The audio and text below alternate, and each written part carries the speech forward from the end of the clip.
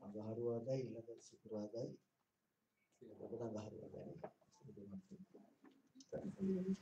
අපි එපිසෝඩ් තමයි කරමින් සිටින්නේ සියලු දෙනාටම සුබ සන්ධ්‍යාවක්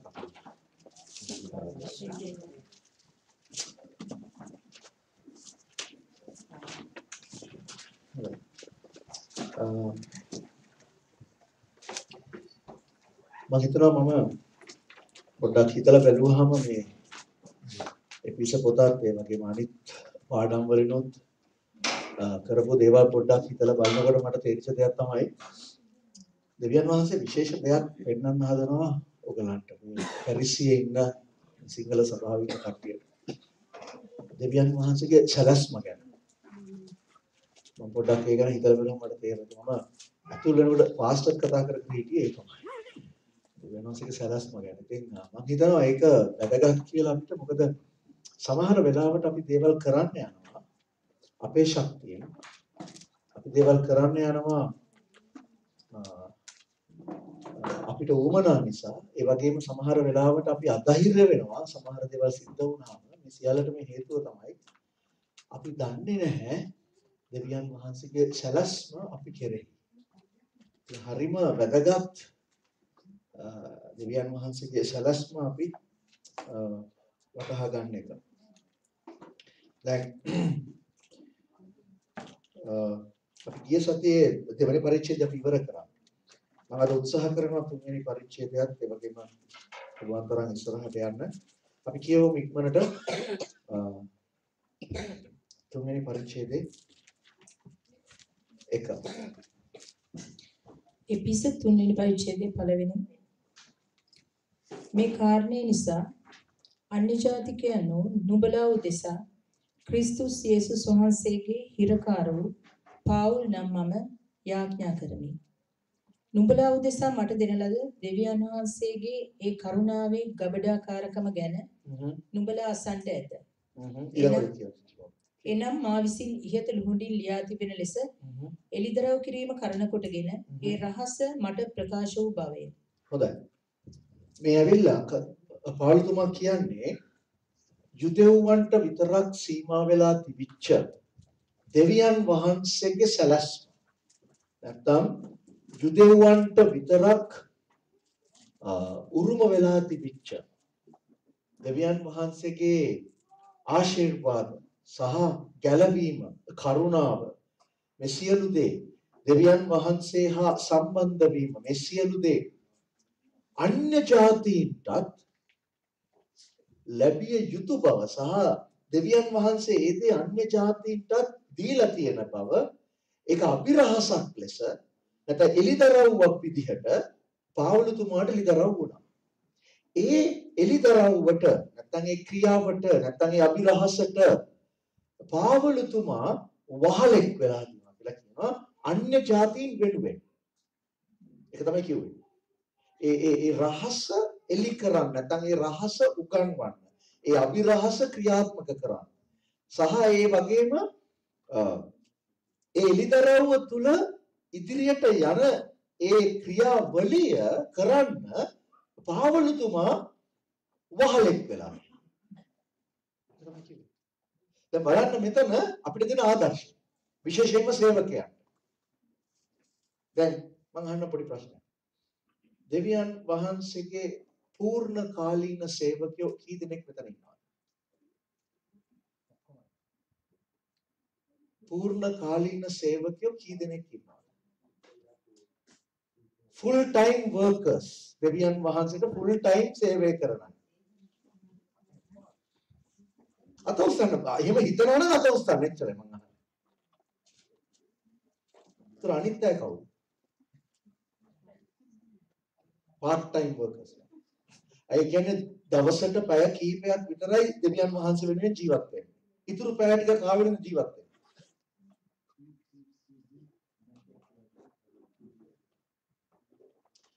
මම ඉස්සෙල්ලම මිත්‍යාවක් ඕගොල්ලන්ගෙන් අයින් කරන්න යනවා. මොකද දන්නවද? දෙවියන් වහන්සේ තුල part time workers ලා නැහැ.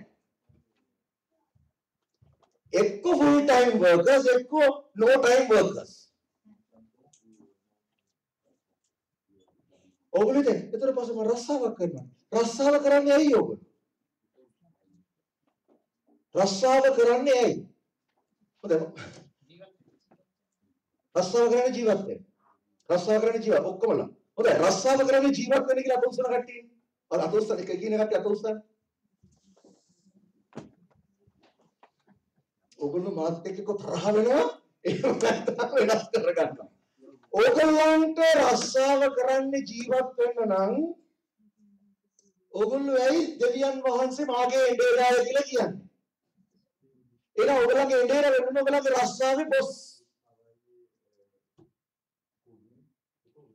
ඕගොල්ලෝ රස්සාව කරන්නේ ජීවත් වෙන්න නම් ස්වාමීන් වහන්සේ මාගේ එඬේරාය කියලා ඕගොල්ලන්ට කියන්න බෑ. ඇයි?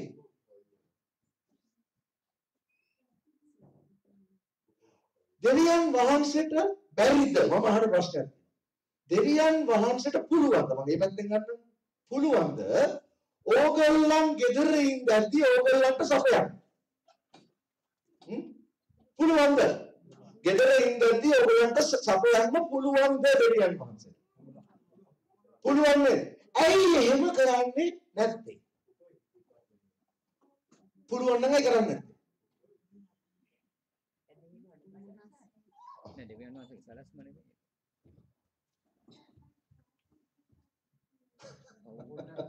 අම්මලියට ඒක පාපයක්.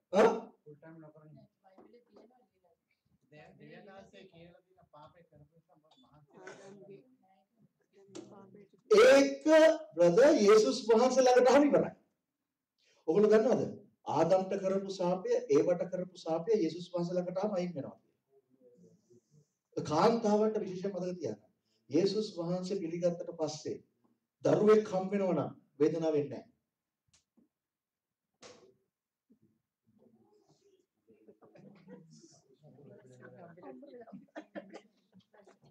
ඕගොල්ලන්ට ආවනම් ඕගොල්ලෝට විශ්වාස නොකරපු නිසා. මගේ වයි දෙන්නෙක් හම්බුණා. වේදනාවක් නැහැ. එදෙන දෙයක් කිව්වා ස්වාමිනී ඔබ වහන්සේ තුල ඒ ශාපයෙන් මම අයින් වෙලා ඉන්නේ.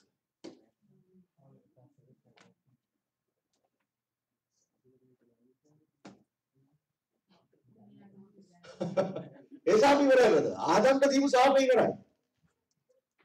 ඇයි දෙවියන් වහන්සේ සපයන්නේ නැත්තේ ගෙදර ඉඳන්? ඇයි දෙවියන් වහන්සේ කියන්නේ ඒක රස්සාව කරන්න කියලා? අපේ දෙවියන් වහන්සේ නොසන්නේ. නැටෝ හයි දිස්තුනේ. සෑමදේම දුන්නොත් දෙවියන් වහන්සේ අමතක කරනවා.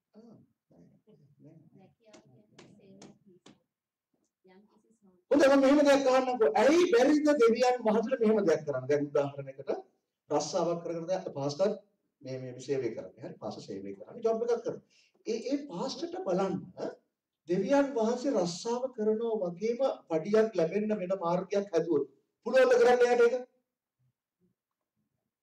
පාස්ටර්ට හම්බ වෙන සැලරි එකම වෙන විදියකින් ලැබෙන්න සලස්වන්න දෙවියන් වහන්සේට පුළුවන්ද? මාර්ගය හදන්න පුළුවන්ද?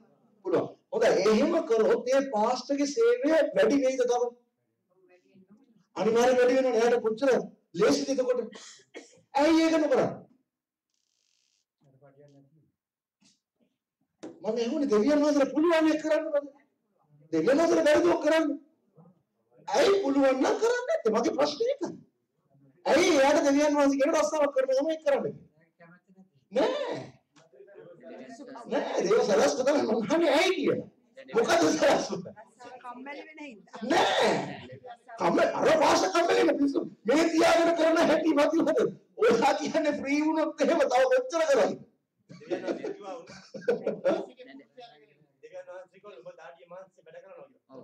ඒ ආදම්ට කිව්වේ බ්‍රදර් ඒ ශාපය ඉවරයි. යේසුස් වහන්සේ ළඟට ආව ඒ ශාපය ඉවරයි. රැකියාව සේවය. නෑ කුරුසියක නෙමෙයි. කුරුසිය කියන්නේ මැරෙනවා කියන එක. මාංශේ.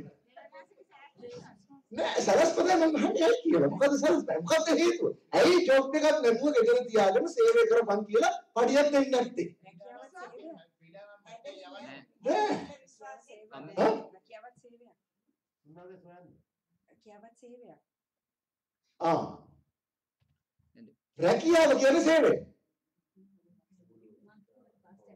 ලෝකයට ආලෝකයක් වෙන්නේ කොහොමද? යන්නේ නැතුව ලෝකයට. ඕගොල්ලෝ ඔක්කොම රස්සාවල් කරන්නේ ඕගොල්ලෝ සල්ලි හම්බ කරන්න නෙමෙයි.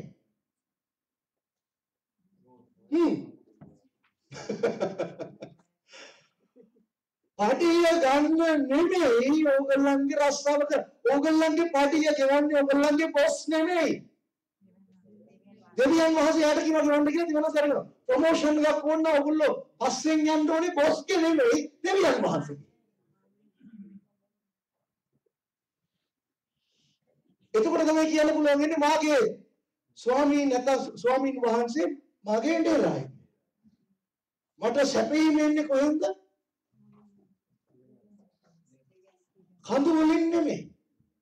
උස්තන් වලින් නෙමෙයි. ලොක්කන්ගෙන් නෙමෙයි. මට උපකාරය එන්නේ කොහෙන්ද? අහස පොළව කඳු සියල්ල හදපු දෙවියන් වහන්සේ. තේරුණාද?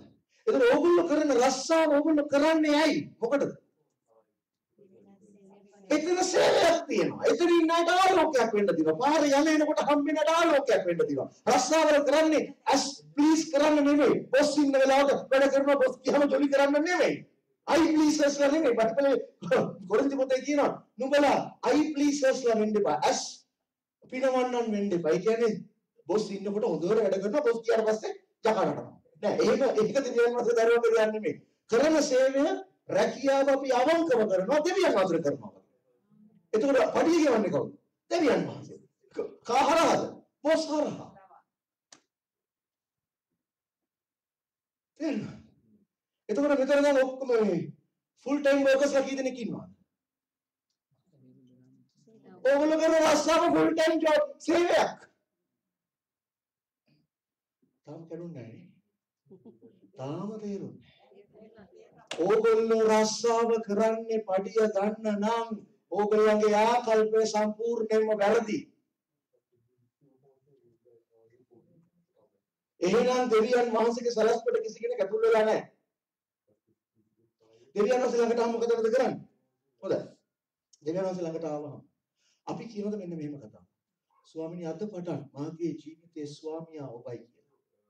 එහෙම කියපු කී දෙනෙක් ඉන්නවා? අද පටන් මාගේ ජීවිතයේ ස්වාමියා ඔබයි. ඉතුරු අය කියලා නැද්ද ස්වාමියා?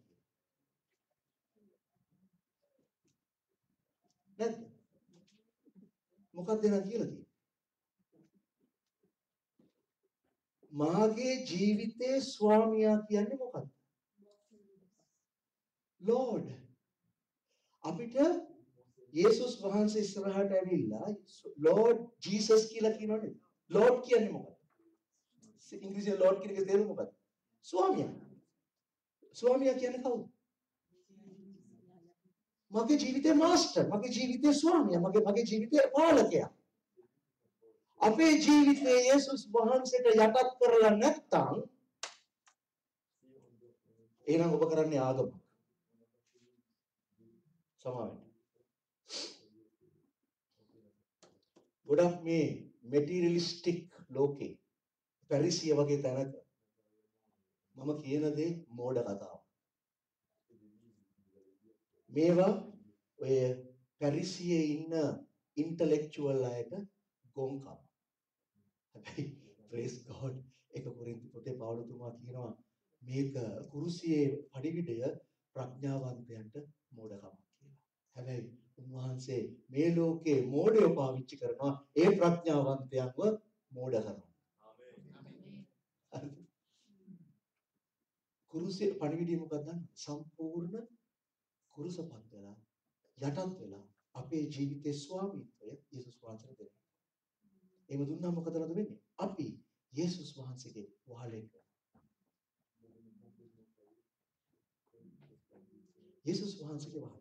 පවුලතුමා මොකද කිව්වේ? මම උන්වහන්සේගේ වහලෙක්ව සිටිනවා. මොකටද? උන්වහන්සේ දුන්න රෙවලේෂන්, උන්වහන්සේ දුන්න එළිදරව්වට, උන්වහන්සේ දුන්න අභිරහස එළියට ඉස්සරහට අරන් යනවා. මම වහලෙක්. වහලෙක්. අපි යේසුස් වහන්සේට වහලෙක් නොවුනොත් අපිට තමයි දෙන්න පුළුවන්. මම කායවත් වහලෙක් නෙමෙයි මම මගේ. ඒ කියන්නේ අපේ ජීවිතයේ ස්වාමිත්වය තාම තියන් ඉන්නේ මම යේසුස් වහන්සේ නෙමෙයි.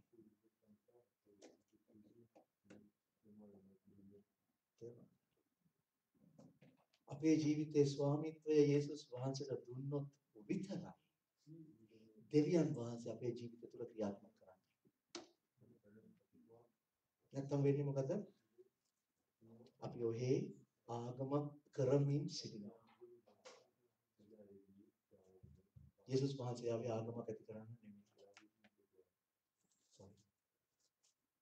යේසුස් වහන්සේ අපෙන් ඉල්ලන්නේ අපේ සම්පූර්ණ ජීවිතය.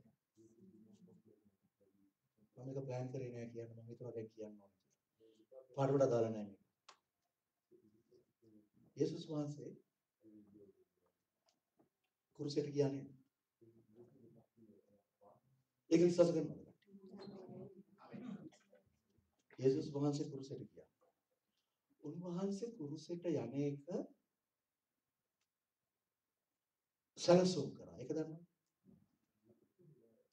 ඔගොල්ලෝ දන්නවද යේසුස් වහන්සේ අන්තිම සුමානේ පරිසිවරුන් ඕනකමින් යවුස්සුවා කියලා.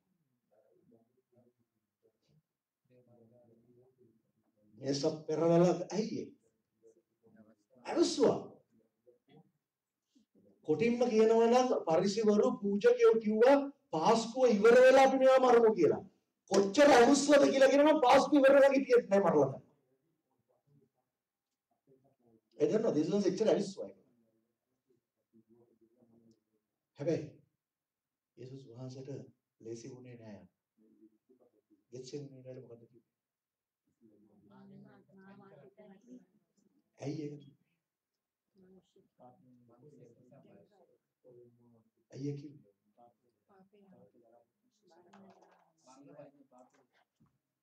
යේසුස් වහන්සේගේ ඒ කතාව කියලා නැත්නම් යාඥාව කරලා ලූක් කියනවා ලූක් කියන්නේ වෛද්‍යවරයෙක් ඩොක්ටර් කෙනෙක්.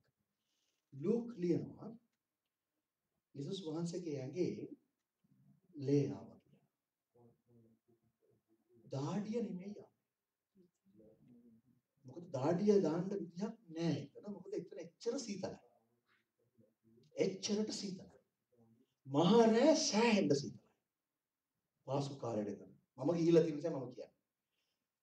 පාස්කු කාලේට ඉන්න බැරි තරම් සීතලයි. හැබැයි උන්වහන්සේ කියන්නේ ලේ ආවා. දාඩිය වගේ. මම දන්නේ මම කිව්වද කියලා හાર્ට් එක ගැන කිව්වද? නැද්ද?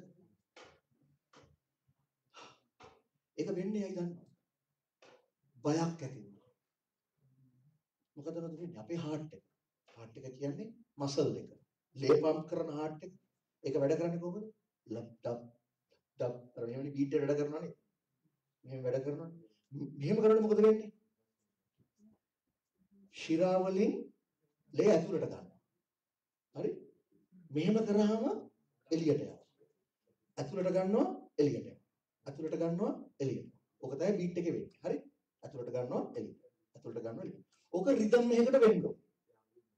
හරි? රිද්ම් එකකට වුණාම ගාන්ට ප්‍රෙෂර් ඔක්කොම හරි නෝමල්. බයක් ඇති වුණාම හිතට මොකද වෙන්නේ? අර මෙහෙම ඇරෙනවා වැහෙන්නේ නැහැ. ගල් ගහනවා කියලා කියන්නේ ෆ්‍රීස් වෙනවා කියලා කියන්නේ. බයක් ඇති වෙනවා. ඒක වුණාම වෙන්නේ මෙහෙම එනවා ගොඩාක් එකතු කරගන්න. කරන එක පාට පම්ප් කරනවා. ඒ ප්‍රෙෂර් එක අර කුඩා වෙසල්ස් වලට දරා ගන්න බෑ. ඒක මොකද වෙන්නේ? පුපුරනවා. අර හීනියේම අත්කිස්සේ තියෙන වෙසල්ස් පුපුරලා ඒ වලින් ලේ. යේසුස් වහන්සේට වුණේ ඒක. ඇයි යේසුස් වහන්සේ බය වුනේ? මොකද ප්ලෑන් කරලා සැලසුම් කරලා කොටලුවෙක්ව අරගෙන හරියටම එදාම එතුළට ඇවිල්ලා අර අවුස්සල ඔක්කොම කරලා ගෝලයන්ට කීපවතාවම කිව්වා මං නාරි පුරුෂෙන් අරෙන්න මෙම නායක පූජිකව පාවලා දෙනවා රෝමරුමා මරනවා ඔක්කොම කිව්වා ඉස්සල්ලා ඒ සැලසුම් කරගෙන ඔක්කොම ඇවිල්ලා ගෙත්සෙමනි වෙනට ඇවිල්ලා බය වුණා. ඇයි? ඇයි බය වුනේ? මැරෙන්නද බය වුනේ? මැරෙන්න බය නෑ යේසුස්. ඒකට තමයි ආවේ. යේසුස් වහන්සේ ආවේ මැරෙන්න. බය වෙන්නේ මොකද? මොකද බය? හා? නෑ. යේසුස් වහන්සේ බය වුණේ එක දෙයකට. මොකටද දන්නවද? උන්වහන්සේ බය වුණා. උන්වහන්සේට දැනුණා ඒ වෙලාවේ මුළු ලෝකෙම මනුෂ්‍ය වර්ගයාගේ ගැලවීම තියෙන්නේ උන්වහන්සේගේ ක්‍රියාව මත. බය වුණේ අය දන්නව. මේක මට කරන්න පුළුවන් වෙයි කියලා. ඒ කියන්නේ කුරුස්සේ වේදනාව උන්වහන්සේ ගණන් හිටියා. උන්වහන්සේට වැටහුණා මොකද්ද වෙන්න යන්නේ කියලා. ඒ යන වෙලාවේදී බැරි වෙලාවක් උන්වහන්සේ කිව්වනම් පියාණනි මට එවන්න ඒන්ජල්ස් 1000ක් කියලා. එවන්න නැද්ද?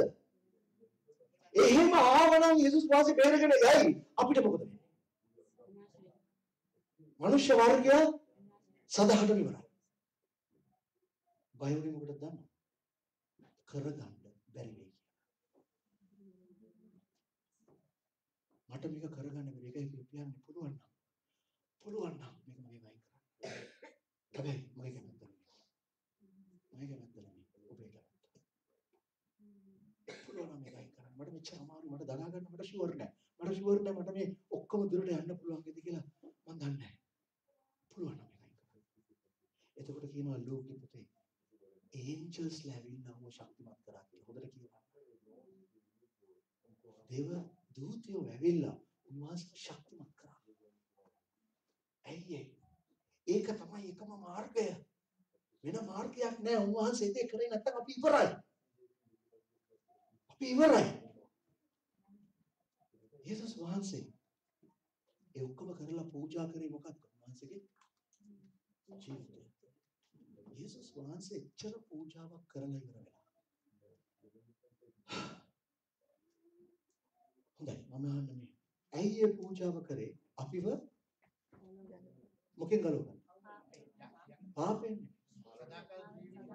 සදාකාලික ගිනිවිලෙන්. ඒ කියන්නේ ගිනිවිලෙන් අපිව ගලව ගන්න පිණිස තමයි උන්වහන්සේ ඒක කරේ. හරිද? ඇයි? අපි නැතුව යාට මුකුත් කරගන්න බැහැ. ඇයි අපි හොඳ මිනිස්සු? ඇයි අපි වැට්ටෝද? උන්වහන්සේගේ ප්‍රේමය. අපි ලොක්කොද? අනේ මට මේගොල්ලෝ නැතුව මුකුත් කරගන්න බෑ. ඒගොල්ලෝ නැතුනොත් එහම හරි ප්‍රශ්නයක් වෙන්නේ. ඒක නිසා මම කොහොමද ගිහලා ඒගොල්ලෝ බේර ගන්න ඕනි කියලා කිව්වද? දෙවියන් වහන්සේලා මම වගේ 1000ක් කපාරන්න පුළුවන් පොල් පිටි වලින්.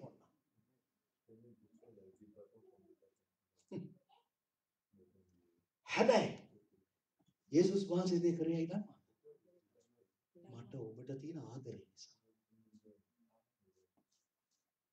අපේ තියෙන හොදකමක්වත් අපි වැඩකාරයෝ නිසාවත් මං වැඩෙක් මොකුත් නිසා නෙමෙයි. මට ඔබට තියෙන ආදරය නිසා. එච්චර උන්වහන්සේ අපිට ආදරේ. ඒ ආදරේ නිසා තමයි ගිහිලා කුරුසේ අර විදියට අමාරුවේ හිතන්න එපා යේසුස් වහන්සේ සින්දු කියාගෙන කුරුසට ගියා කියලා. නෑ. උන්වහන්සේට රිදුනා. ගහන හැම කස පහරකටම රිදුනා. කෑ ගැහුවා. එන ගහනකොට හිතන්න එපා සනීපයි කියලා. රිදුනා. දරාගත්තේ ඇයි? තියෙන ආදරේ නිසා. වෙන දෙයක් නිසා නෙමෙයි. එච්චර අපිට ආදරේ. මට කියන්නේ මේ වගේ ආදරයක් මේ ලෝකෙ තියෙනවද කියලා වෙන කොහෙවත්. අපි ආදරේ හොයනවා මිනිස්සුන්ගේ. අපි ආදරේ හොයනවා වෙන තැන් වලින්. කොහෙවත් නැහැ ඒ ආදරය. ඇයි දන්නවද අපි පෞකාරයව උන්වහන්සේට විරුද්ධව ඉඳන්දි තමයි මේ දේ කළේ. අපි වෙනුවෙන් එච්චර ආදරේ. දැන් මම අහන්නේ මොකක්ද දන්නවද? ඒ ආදරේට ඔබ මම මොනවද උන්වහන්සේට දෙන්නේ?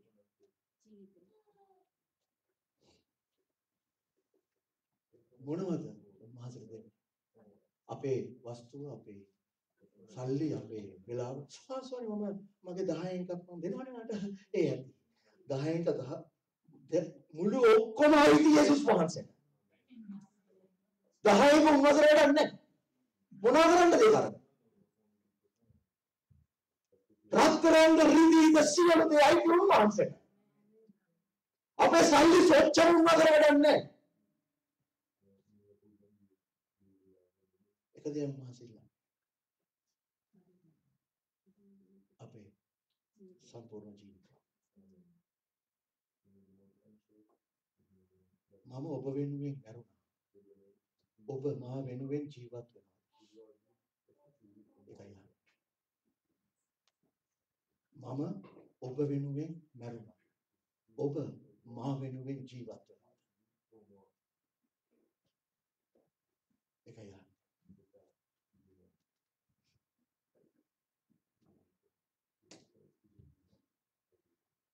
අපි මාතරද කරන්නේ. උඩරට අපි හරි ගුණම කෝගේ.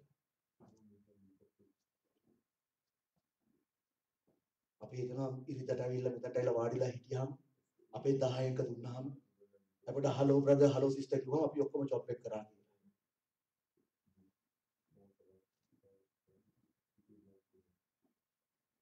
ඔගොල්ලෝ දැනගද දෙයක්? මම හැමදාම කියනවා ස්වාමීනි මම කරනවා මදි. ඔබ වහන්සේ මට දුන්න දෙයට මං තාම මෙච්චරක්වත් ගෙවලා නැහැ. මට ගෙවන්න බෑ කවදාම. මට ඒක ගෙවලා ඉවර කරන්න බෑ.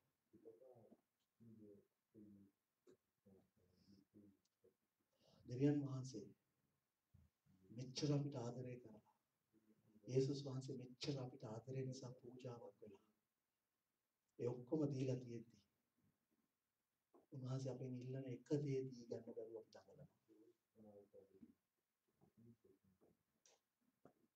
උන්වහන්සේ ඉල්ලන්නේ මහ ලොකු දෙයක් නෙමෙයි මම වෙනුවෙන් ජීවත් වෙන්න.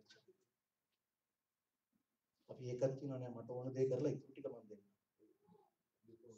මම සෙට් කරගෙන මම ජොබ් කරලා මම ඔක්කොම හදාගෙන මගේ ඔක්කොම දේවල් ලෑස්ති කරගෙන මම ඉතුරු ටික වාට දෙන්නම්.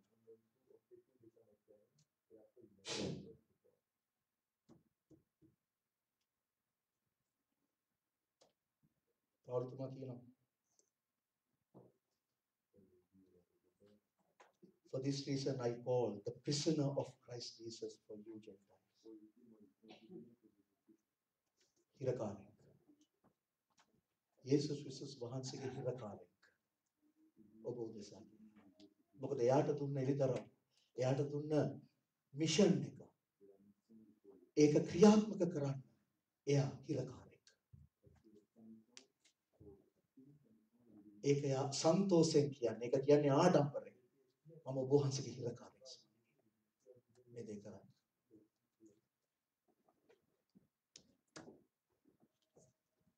මේක තමයි සැබෑ ගොස්පල් එක. මේක තමයි සැබෑ ක්‍රිස්තියානිකම. අද අපිට දාලා තියෙන්නේ අද අපිට එලිදරව් කරලා තියෙන අපිට පෙන්නලා තියෙන්නේ වෙන දෙයක්.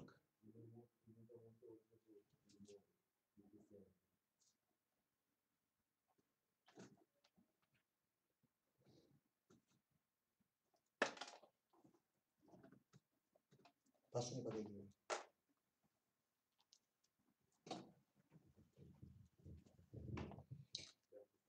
එය උන්වහන්සේගේ ශුද්ධ ප්‍රේරිතයන්ටත් ප්‍රොපේතවරුන්ටත් ආත්මයන්න් වහන්සේ කරන කොටගෙන දැන් එලිදරව් කර තිබෙන ලෙස වෙන පරම්පරාවලදී මනුෂ්‍ය පුත්‍රයන්ට දන්වනු නොලැබුවේය. මේ අභිරහස මේ අන්‍ය ජාතීන්ට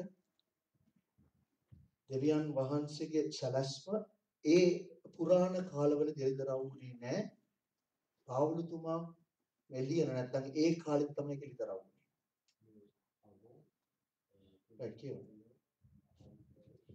එනම් සුභාරංචිය කරන කොටගෙන ක්‍රිස්තුස් යේසුස් වහන්සේ තුල අන්‍ය ජාතීන් හවුල් උරුමකාරයන් බවත් ශරීරයේ හවුල් අවයවයන් බවත් පොරොන්දුවට හවුල්කාරයන් බවත්ය. ගන්න දැක්කා. ඔක තමයි අභිරහස. අන්‍ය ජාතීනොත් යුදෙව්වන් එක්ක හවුල් උරුමකාරයන්. දෙවියන් වහන්සේගේ දෙයට. සුභාරංචිය කරන කොටගෙන යේසුස් වහන්සේ කරන කොටගෙන කියවන්නේ දෙවියන් වහන්සේගේ බලයේ ක්‍රියා කිරීමේ ප්‍රකාරයට මට දෙන ලද උන්වහන්සේගේ ඒ කරුණාවේ දීමනාව හැටියට මම ඒ සුභාරංචියේ සේවකයෙක් කරනු ලැබුවෙමි. දැක්කද? ඒ සුභාරංචියේ නායකයෙක් සේවකයා. සේවකයා කියන්නේ කවුද?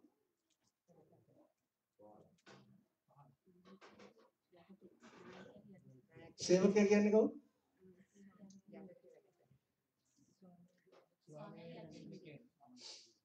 ස්වාමියාගේ යටතේ ඉන්න.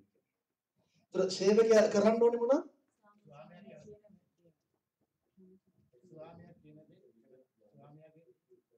අන ක්‍රියාත්මක. හරි?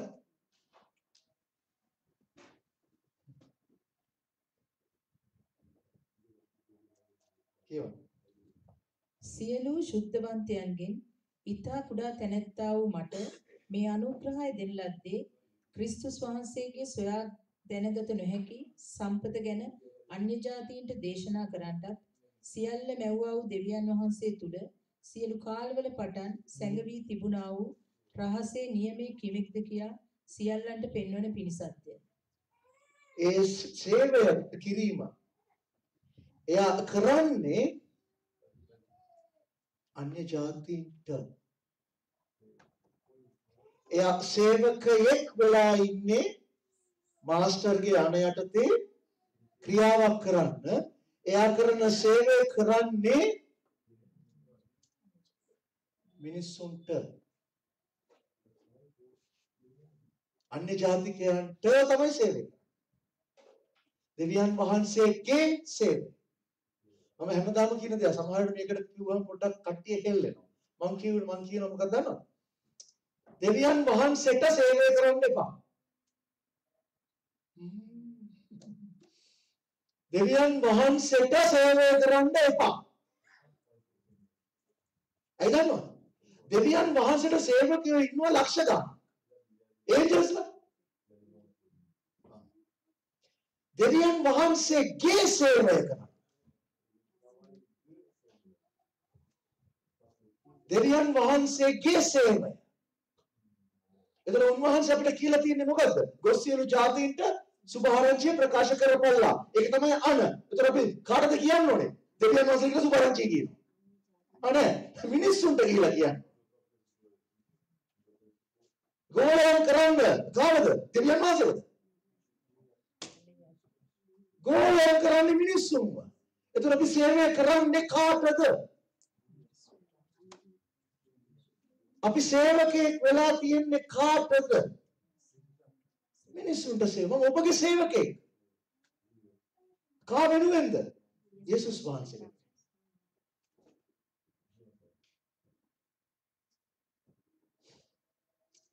සභාවේ නායකයෝ නැහැ. දැන් මම දන්නවා.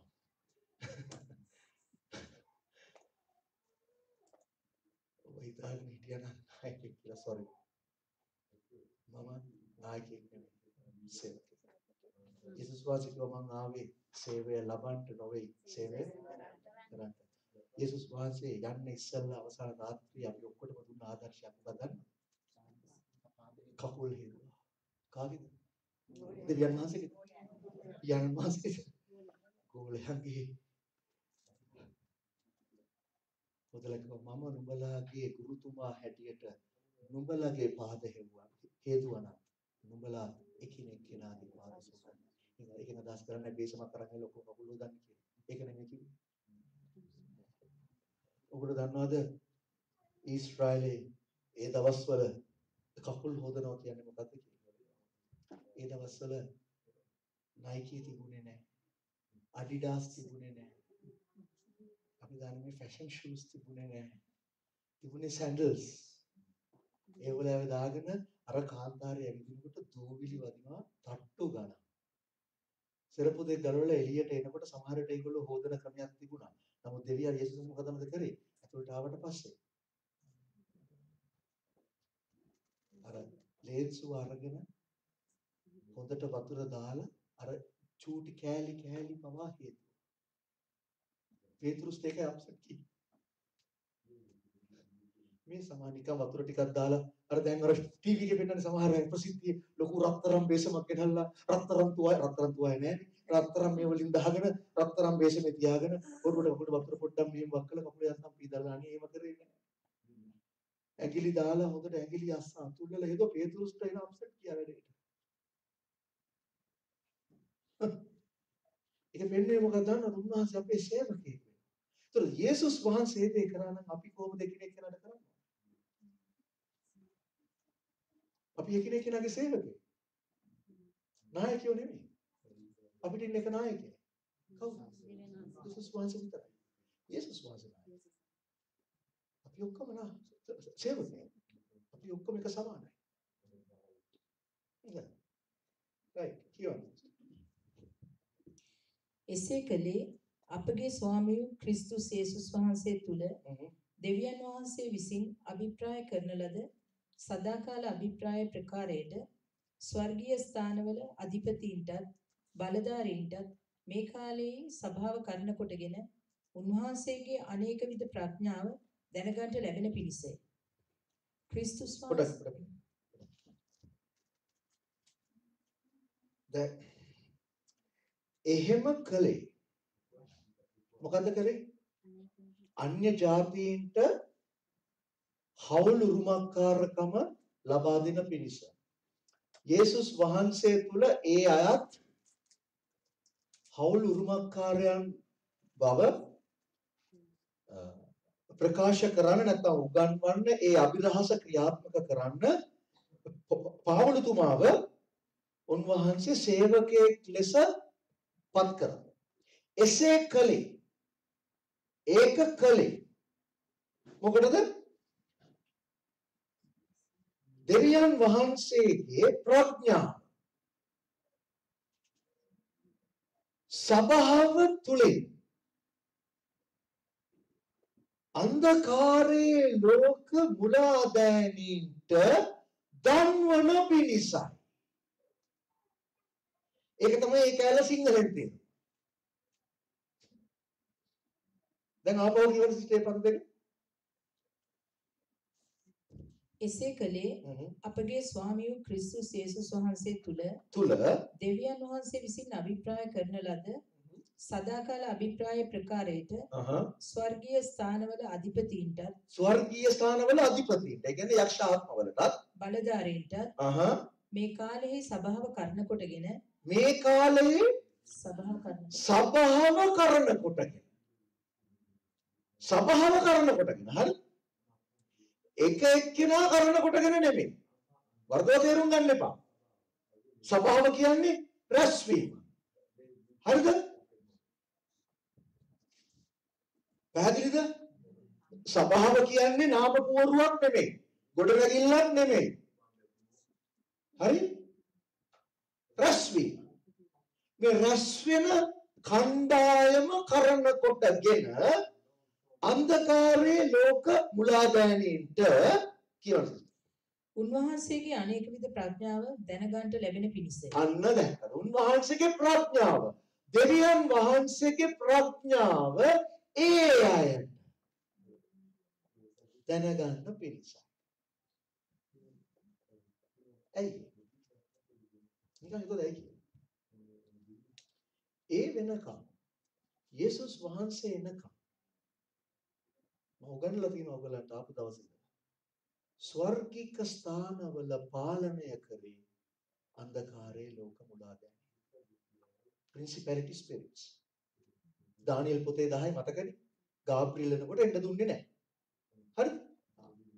එතකොට ඒ වගේ ස්වර්ගික ස්ථානවල හොඳට ජොලිය හිටපු මේ යක්කු ටිකට දෙවියන් වහන්සේගේ සලස්ම ප්‍රඥාව පෙන්වන්නේ කවුද? කවුද?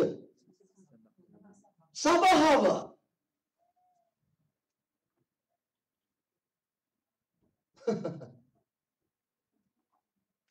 ඒක තමයි මේ කියුවේ. අපි කියුවේ ඒක.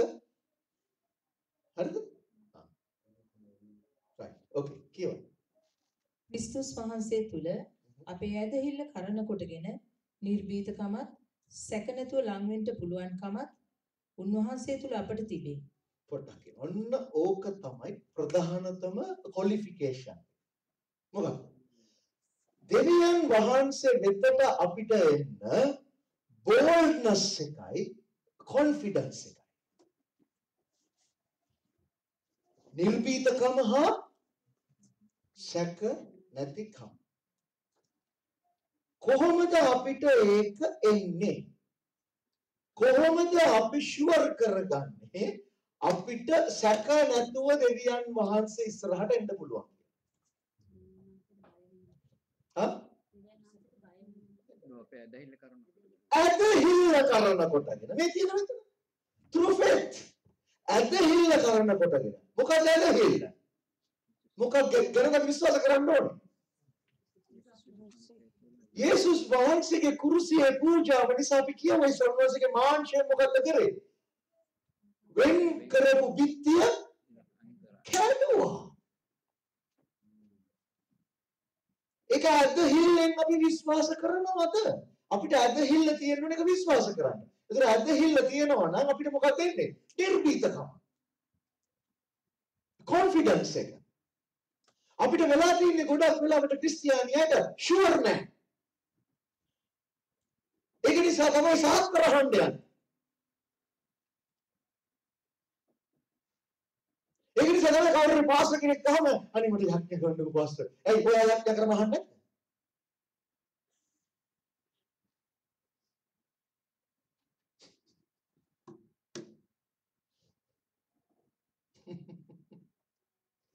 ඔයත් එක එකඟ වෙන්න ඕන නම් මම එන්න.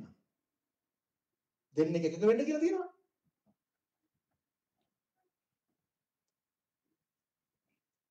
කොන්ෆිඩන්ස් එක නැහැ. බෝල්ඩ්නස් එක නැහැ. නිර්භීතකම නැහැ. උන්වහන්සේ අපිට දීලා තියෙන්නේ බයදුකමේ ආත්මයක් නෙමෙයි. උන්වහන්සේ අපිට දීලා තියෙන්නේ මොකද්ද? නිර්භීතකමේ ආත්මය. මොකටද? නිර්භීතකම දීලා තියෙන්නේ මොකටද? එදිට කියලා කියන්නේ පාඩ දාන්න බෑ දන්නවන්නේ අපි ඒක කියන්නේ. නෑ දෙවියන් වහන්සේ ඉස්සරහට එන්න නිර්භීතව. අයිදන් ස්වාමීන් වහන්සේ මාත් එක්ක නැත්නම් මම ස්වාමීන් වහන්සේ ළඟ නම් මට කාටවත් කියන්න බෑ. දෙවියන් වහන්සේ මාත් එක්ක නම් මම කාටද බය වෙන්නේ? ඒ නිසා අපිට කොන්ෆිඩන්ස් එක තියෙන්න ඕනේ, අපිට ඇෂුරන්ස් එක තියෙන්න ඕනේ, අපිට නිර්භීතකම තියෙන්න ඕනේ දෙවියන් වහන්සේට අපි මොකේද එන්නේ? එන්නේ අපේ යහපත්කමක් නිසා නෙමෙයි, අපේ හොඳකමක් නිසා නෙමෙයි, යේසුස් වහන්සේගේ ලේ නිසා. ඒක අපි ඇදහිල්ලෙන් විශ්වාස කරන්නේ. ඒකට ඇදහිල්ල ඕනේ. ඇදහිල්ල ඕනේ ඒකට. නැත්නම් ඇදහිල්ල තියෙන්නේ මොකටද? දැන් සමහරවිට අපිට කියන්නේ ඇදහිල්ලෙන් කියන්නේ ඔබට හෙට කාර් එකක් හම්බ වෙනවා. ඇදහිල්ලෙන් ප්‍රකාශ කරනවා. ඇදහිල්ලෙන් ප්‍රකාශ කරනවා.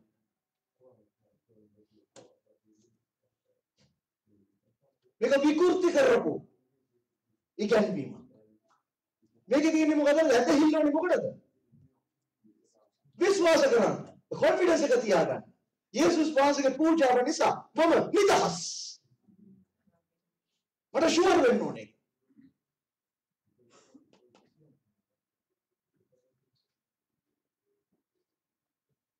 කියෝ. එහි නුඹලාගේ ගෞරවයට හේතු නුඹලා නිසා මා විඳින්නා වූ දුක් ගැන ක්ලාන්ත නොවන ලෙස ඉල්ලමි. පොඩක් අපෝ කියවන්න සිස්ස. එහි නුඹලාගේ ගෞරවයට හේතු නුඹලාගේ ගෞරවයට හේතු which is your glory. ගෞරවය නෙමෙයි අතන. නුඹලාගේ හරි කියපුවා. මහිමයි හරි තමයි. නුඹලා නිසා මා විඳින්නා වූ දුක් ගැන ක්ලාන්ත නොවන ලෙස ඉල්ලමි. කියවන්න. මේ නිසා ස්වර්ගෙහිද පොළොවේහිද ඒ ගෝත්‍රයට නම් දෙන්නා වූ පියාණන් වහන්සේට මම මාගේ ධන නම උන්වහන්සේගේ ආත්මයන්න් වහන්සේ කරන කොටගෙන නුඹලාගේ අභ්‍යන්තර මනුෂ්‍යයා තුල නුඹලා බලයෙන් ශක්තිමත් වන පිණිසත් ඇදහිල්ල කරන කොටගෙන ක්‍රිස්තුස් වහන්සේ නුඹලාගේ සිත් තුල වාසය කරන පිණිසත් නුඹලා ප්‍රේමෙහි මුල් ඇද පිහිටා සිට දෙවියන් වහන්සේගේ මුළු පූර්ණකමට පූර්ණවන පිණිස සියලු ශුද්ධවන්තයන් සමග ක්‍රිස්තුස් වහන්සේගේ දැනගත නොහැකි ප්‍රේමය දැනගෙන එහි පළල දිග උස ගැඹුර කිමෙක්ද කියා තේරුම් ගන්නට නුඹලාට පුළුවන් වන පිණිසත් උන්වහන්සේගේ මහිමේ සම්පතේ හැටියට නුඹලාට දෙනමින් යාඥා කරමි.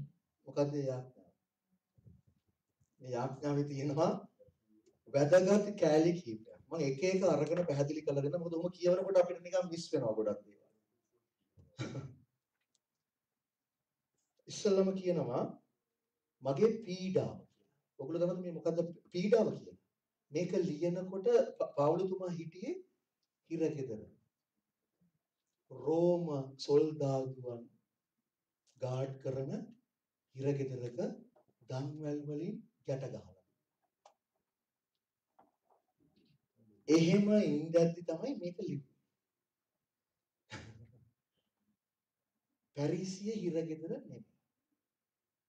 මොකද මට කවුද බ්‍රදර් කෙනෙක් කිව්වා මේ කට්ටිය සීත කාලේට සමහර අය පැරිසියට හිරගෙදරට යනවා ඕනකම්. එහෙනම් හිරගෙදර හොඳයි එළියට වඩා.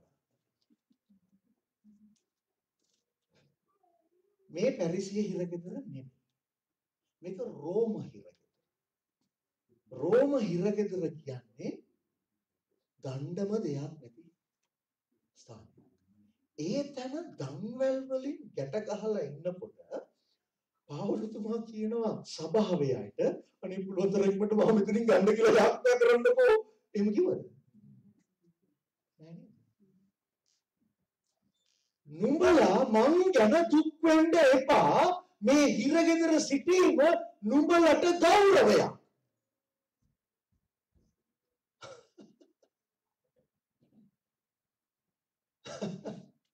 අද කාලේ කවුරු හරි මෙහෙම හිටියනම් මොකදමද කියන්නේ? එයාගේ ඇදහිල්ලේ ප්‍රශ්නයක් තියෙනවා. එයා ඇදහිල්ලෙන් කියන්න ඕනේ මම එළියට යනවා මම එළියට යනවා කියලා. එතකොට තමයි එළියට එන්නේ. ඇදහිල්ලේ වචනේ ප්‍රකාශය නැහැ. පවුලතුමා කිව්වේ මේක මම ඉන්න නැත්තම් මම මේ විඳින දුක ට්‍රිබියුලේෂන් එක නුඹලගේ ගෞරවය උදෙසා. ඒ නිසා දුක් වෙන්න එපා. හරිනම් එළියේ ඉන්න අය තමයි එයාට ලියවන්න ඕනේ. එයා ශක්තිමත් වෙනවා. ඊට පස්සේ කියනවා යාඥා කරනවා මම උඹලා වෙනුවෙන්. මොකටද?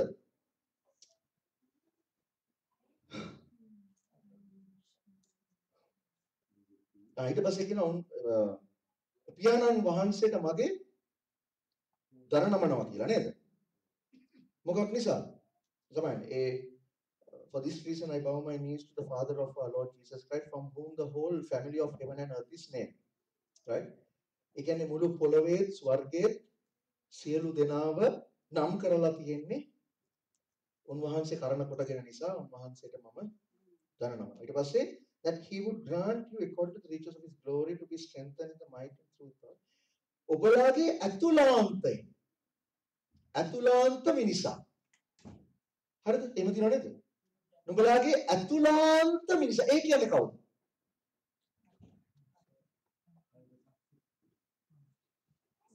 මම එදා කියනවා. සෝල් එක. නුඹලාගේ අතුලාන්ත මිනිසා. inner man කියන්නේ ඒක. පිටත මිනිසා කියන්නේ මගේ පේන දේ. හරිද? සෝල් එකයි ස්පිරිට් එකයි නෙදී. අමතක කරන්න එපා. අපේ ආත්මය අපේ ස්පිරිට් එකට සුද්ධාත්මයන් වහන්සේ සම්බන්ධ වෙච්ච ගමන් ඒක සම්පූර්ණයි. හරිද? හැබැයි ක්‍රියාවලිය තියෙන්නේ ස්පිරිට් එකේ ඉඳලා සෝල් එකට. ටික අපේ සිතුවිලි, අපේ කැරක්ටර් එක, අපේ ආකල්ප, අපේ තීරණ, අපේ හැසිරීම, අපේ හෘද සාක්ෂි මේවා තමයි සුද්ධාත්මයන් වහන්සේ පුරවන්නේ.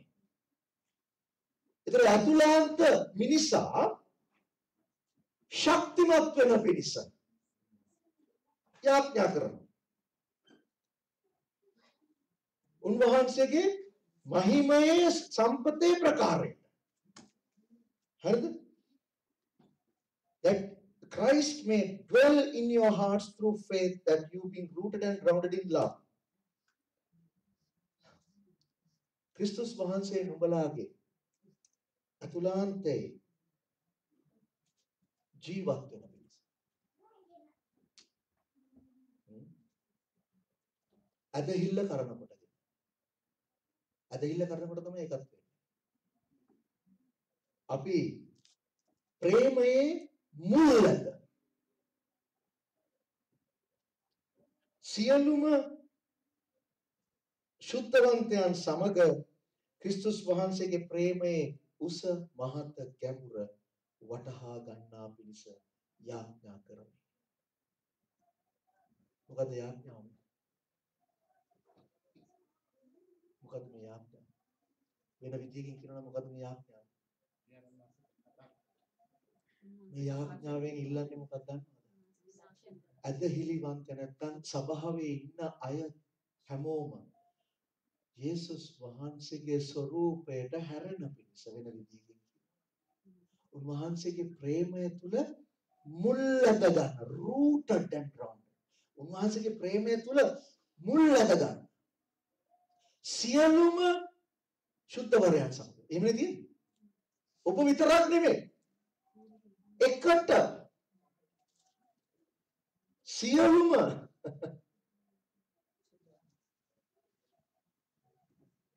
අය එකතු වෙලා. ඇයි දන්නවද? මේ සියලුම අය එකතු වුණාම තමයි අපි සුද්ධ වෙන්නේ. මම උගන්වන ඊළඟ පරිච්ඡේදය. රෝණු මේ සම්පූර්ණ දෙකක් එකම නෑ ඉස්සරහට. සුද්ධවරයන් සමග උන්වහන්සේගේ ප්‍රේමයේ උස මහත ගැඹුර වටහා ගන්නා පිණිස සහ දෙවියන් වහන්සේගේ සම්පූර්ණත්වය කියලා තියෙනවානේ. To know the love of Christ which passes knowledge, that you may be filled with all the fullness of God. All the fullness. ඒ කියන්නේ දෙවියන් වහන්සේගේ සියලු සම්පූර්ණකම්. දෙවියන් වහන්සේගේ සියලු සම්පූර්ණකම අපිට ලබා ගන්න පුළුවන් කියන්නේ මේක කියන්නේ. නේද? ඒක නේද මේ කියන්නේ. ඉතින් මෙහෙම දෙවියන් වහන්සේ පොඩ්ඩක් හිතන්න දෙවියන් වහන්සේගේ සියලු සම්පූර්ණකම නුඹලාට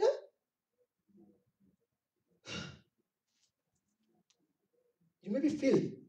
ඒ දෙවියන් වහන්සේගේ සියලු සම්පූර්ණ කමෙන් නුඹලා පිරෙන පිණිස යාඥා කරනවා.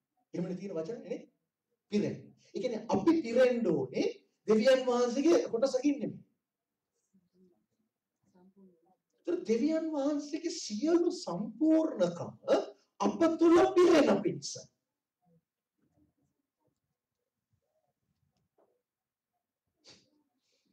මෙහෙම වුණොත් ඒ මිනිස්සයා මොන වගේ ඉඳිද? දෙවියන් වහන්සේගේ සියලු සම්පූර්ණ කමෙන් අපි පූර්ණ වෙනවා නම් ඒ කෙනා මොන වගේ කෙනෙක් වෙයිද? යේසුස් වහන්සේ ඒ වගේ. ඒ කියන්නේ යේසුස් වහන්සේ වගේ රැවුල වවාගෙන කොණ්ඩේ වවාගෙන අනේ නේම නෙමෙයි. අතුලාන්තයෙන් පිරෙන්න ඕනේ නේද?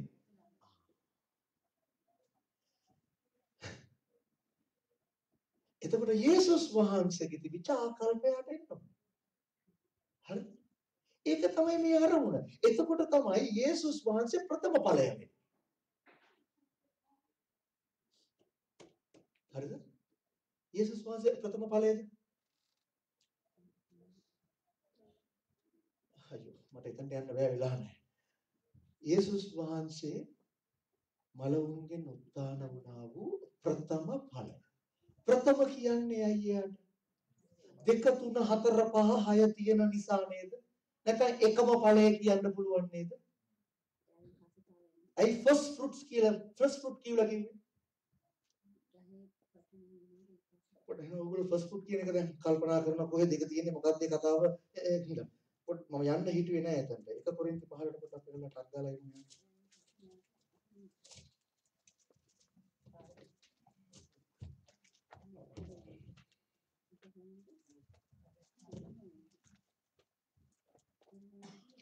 याकूब को देखते हैं पड़ेगा।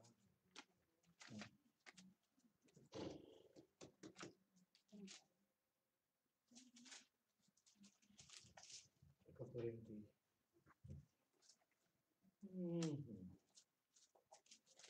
එක කොරින්ති 15 23 කියවන්න.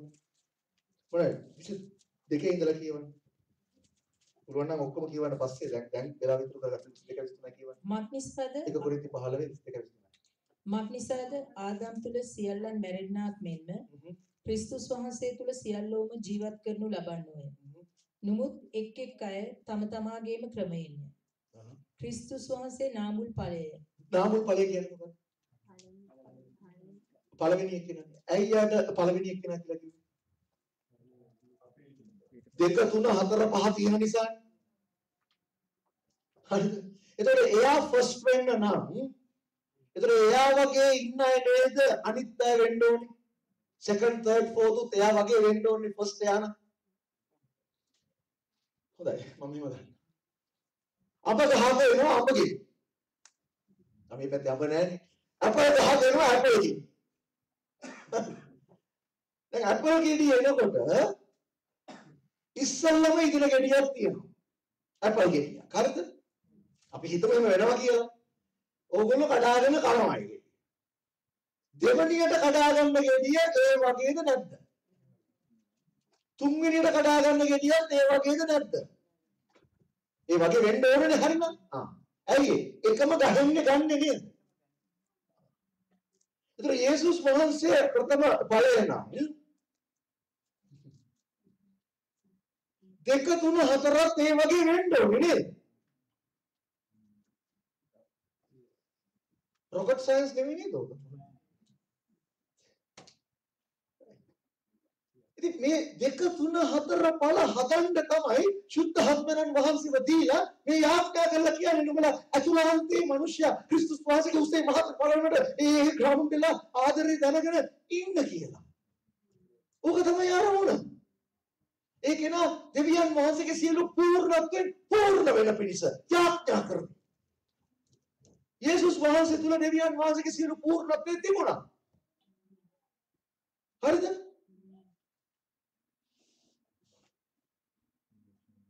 පැහැදිලි? ඒක අමාරු තේරුම් ගන්න නෑ නේද? ඔයගොල්ලෝ මූණ දැකම නේදනේ අමාරුයි. right. okay අපි ආපහු වෙමු දැන් එපිසෝඩ් එකට.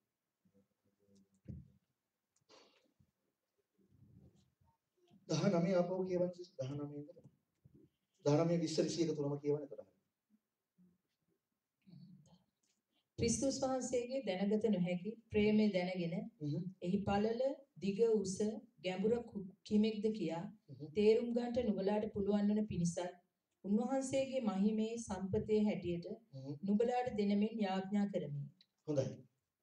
දැනගත නොහැකි නෙමෙයි. සියලු දැනගැන්මට එහා තියෙන. ඒ කියන්නේ මේ යේසුස් වහන්සේගේ ආදරය අපිට මේ ලෝකේ හිතට හිතලා තේරුම් ගන්න බෑ. හරිද? මේ ලෝකේ විදියට හිතලා යේසුස් වහන්සේගේ ආදරය තේරුම් ගන්න. ඒ ලෝකේ විදියට හිතුවොත් යේසුස් වහන්සේ කරලා තියෙන්නේ හරි මෝඩ වැඩක්. නේද? අනේ අපරාධය අහිංසකයන් නිකන් මරුන් කෑවා. ඒක තමයි ලෝකය. හරි පව් අනේ. ඉතින් මොකද කරන්නේ සිකුරාදට කරෝලයි වට්ටක් එකක් අඬනවා. අසමහරේම කරනවා. සිකුරාදට අර දුක. පව් අනේ අහිංසකයා. ඒ තමයි ලෝකේ. හරි. මොකද ඒ ආදරේ තේරුම් ගන්න බෑ. ඒක තේරුම් ගන්න නම් යේසුස් වහන්සේ තුළට එන්න ඕනේ. ඒක සුද්ධාත්මයන් වහන්සේ මෙලි කරන්නේ. ඒ ආදරේ තේරෙන්නේ නැහැ. ඒක process understanding knowledge. අන්න ඒ නිසා යේසුස් වහන්සේගේ ආදරේ උස මහත් ගැඹුර අපි එකිනෙක කෙනා තේරුම් ගන්න පිණිස යාඥා කරනවා. මගේ යාඥාව ඇත්තටම මේකයි. මේ විතරක් නෙමෙයි හැමතැනම මම කියන්නේ ස්වාමීන් වහන්සේගේ සභාව. ඔබ වහන්සේගේ නාමය දරණාය. ක්‍රිස්තියානි කියලා කියා ගන්න. ඔබ වහන්සේගේ ආදරය හරි විදියට තේරුම් ගන්න. හරි විදියට තේරුම්. විශ්වාසිකයි කියවන්නේ සිස්ටර්.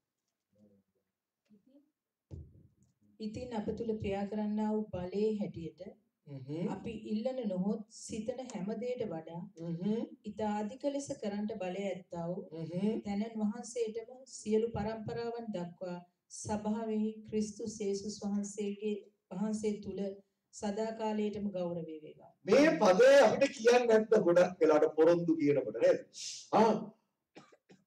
නිකන් ඉංග්‍රීසියෙන් තමයි මට තියෙන්නේ.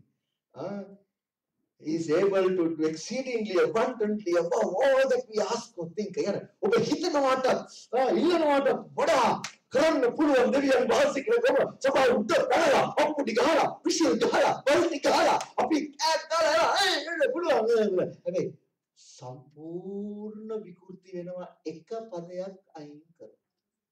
මොකද? අප තුල ක්‍රියා කරන බලයේ ප්‍රකාරය. ආහා එතනයි රහස තියෙන්නේ. උන්වහන්සේ අපි හිතනවාටත් වඩා ඉල්ලනවාටත් වඩා උන්වහන්සේට කරන්න පුළුවන්. හැබැයි ඒක සිද්ධ වෙන්නේ අප තුල ක්‍රියාත්මක වෙන සුද්ධාත්මයන් වහන්සේගේ බලයේ ප්‍රමාණය අනුව. අපි කොච්චර සුද්ධාත්මයන් වහන්සේට ඉඩ දෙනවද? එපමණ තමයි වෙන්නේ. එතනින් එහාට වෙන්නේ නැහැ. අපි බල්ටි ගැහුවට වැඩක් නැහැ. විසිල් ගැහුවට වැඩක් නැහැ. අපි කොච්චර අපි අතුලාන්තයේ සුද්ධාත්මයන් වහන්සේට ඉඩ දෙනවද? අන්න ඒ ප්‍රමාණයට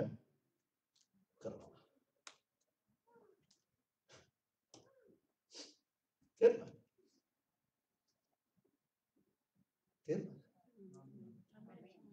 මම දන්නවා සමහර අය පොඩ්ඩක් හෙල්ලිලා ඉන්නවා කියලා කමක් නැහැ. මේක තමයි ඇත්ත.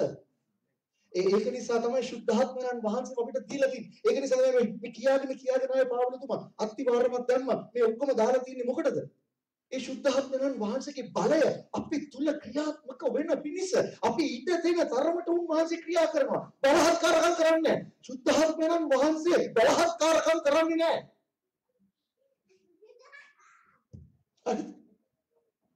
අපි ඉඩ දෙනවා නම් උන්වහන්සේ අපි ඉඩ දෙන ප්‍රමාණයට උන්වහන්සේගේ බලය ක්‍රියාත්මක වෙනවා. ඒ ප්‍රමාණය අනුව අපි හිතනවටත් වඩා ඉල්ලනවටත් වඩා උන්වහන්සේට දෙනවා. ඇයිද දෙවියන් වහන්සේ බලාගෙන ඉන්නේ උන්වහන්සේගේ සෙනගව ආශිර්වාද කරන්න. හැම ආශිර්වාදයක්ම වස්තුව විතරක් නෙමෙයි ආශිර්වාද කිව්වා. සියලු ආශිර්වාද. හැබැයි සිද්ධ වෙන්නේ අපි කොච්චර එකද? මේක නේ කියන්නේ. හතරේ පරිච්ඡේදය. ස්ටඩි එකක් කරමු. මට 5-6 ඉවර කරගන්න ඕනේ මට. 52. එබැවින් නුඹලා කැඳවනු ලැබූ කැඳවීමට ඔබින ලෙස එබැවින් කියලා කියනවනේ සිස්ටර්. ඒකෙන් අදහස් කරන්නේ මොකද්ද? ඉස්සෙල්ලා පදේට මේක සම්බන්ධයි කියලා නේද? මම එකක් කියන්න. පාවුලතුමා මේක ලියනකොට 1 2 3 4 කියලා නම්බර දාලා ලිව්වේ නැහැ. මේක ලියමනක්. ලියනකොට ඔයගොල්ලෝ එහෙම දානවද? නැහැ නේද? පිටු වලට දානවනේ සමහරවල්. ඇයි? පිළිවෙලට තියෙන්න ඕන නිසා ඒක නිසා මොකද කරේ පාවුලතුමා 1 2 3 4 කියලා ඒවට දැම්මා 11. අපි මේකේ ඔක්කොම එකට එකක් සම්බන්ධයි. හරිද? right කියවන්න. එබැවින් නුඹලා කැඳවනු ලැබූ කැඳවීමට ඔබින ලෙස සියලු ආකාර යටහත් කමින්ද මොළොක් ගුණයෙන්ද ඉවසිලිවන්ත කමෙන්ද හැසිර එකිනෙකා ගැන ප්‍රේමයෙන් ඉවසා සමාදානයේ බැම්මෙන් ආත්මයන්ගේ එකමුතුකම පවත්වා ගන්නට උත්සාහ කරන මේ ස්වාමින් වහන්සේ නිසා හිරකාරයෙක්ව සිටින මම නුඹලාගෙන් ඉල්ලමි. දැන් බලන්න ආපහු කියනවනේ හිරකාරයෙක්. පාවුලතුමා මේක ලියනකොට හිටියේ ඇත්තටම හිරේ. හරිද? මෙතන එයා කියන්නේ ඒ හිරේ ගැන නෙමෙයි. නුඹලා උදෙසා මම හිරකාරයෙක් මොකටද? යේසුස් වහන්සේ වෙනුවෙන්. රෝම හිරේ ගැන නෙමෙයි මේ කතා කරන්නේ. යේසුස් වහන්සේට එයා නැත්නම් යේසුස් වහන්සේ වෙනුවෙන් හිරකාරයෙක් වෙලා තිනවා උඹලා උදෙසා. ඒ නිසා මම බැගෑපත්ව ඉල්ලනවා. ඒක නේද කියන්නේ? බැගෑපත්ව ඉල්ලනවා. මොකද්ද ඉල්ලන්නේ? බැගෑපත් කරන්නේ නෙමෙයි. with all පොඩයි නේ.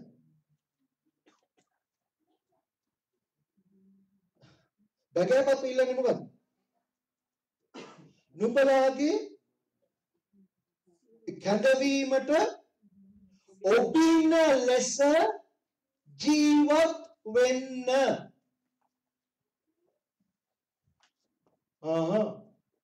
නුඹලාව කැඳවලා තියෙන ඒ දෙවියන් වහන්සේගේ කෝලිං එකට ඔබින ලෙස. ඔබින කියන්නේ සුදුසු ලෙස. සුදුසු විදිහට හැසිරෙන්න. කොහෙද? කොහෙද? චර්ච් එකේ. හරි ලේසි චර්ච් එකේ නම්. Hello brother, hello sister. නෑ. සුදුසු ලෙස හැසිරෙන්න කියන්නේ එළි.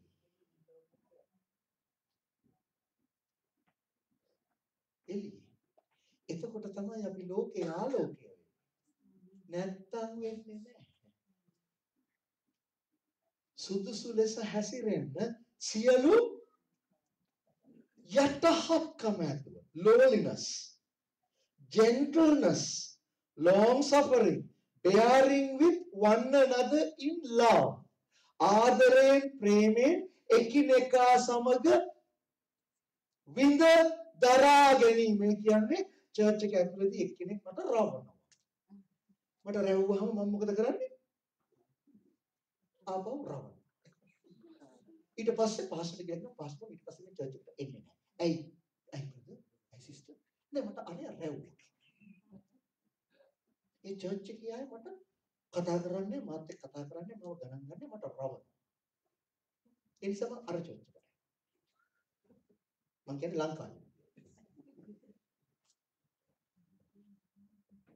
එකිනෙකා අනුව යටහත්ව විඳ දරා ගැනීමෙන් තමයි මම ඉන්නේ. හැබැයි මට රවනවා.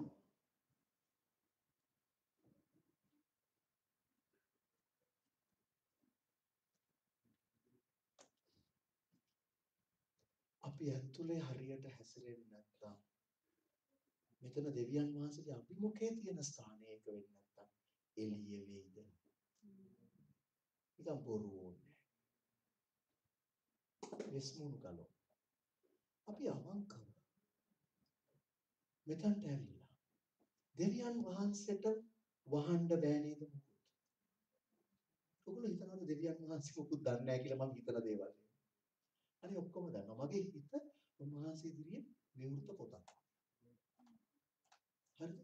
එතකොට මම දෙවියන් වහන්සේ ඉදිරියේ අවංක වෙලා ස්වාමීනි මාව හදන්න.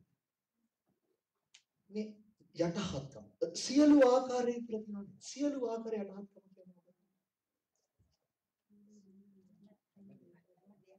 හැම පැත්තකින්ම සියලු කිව්වම සියලුනේ. මට අරක පුළුවන් මට මේක නම් ඉවසන්න බෑ. එහෙම කියන්න බෑනේ. සියලු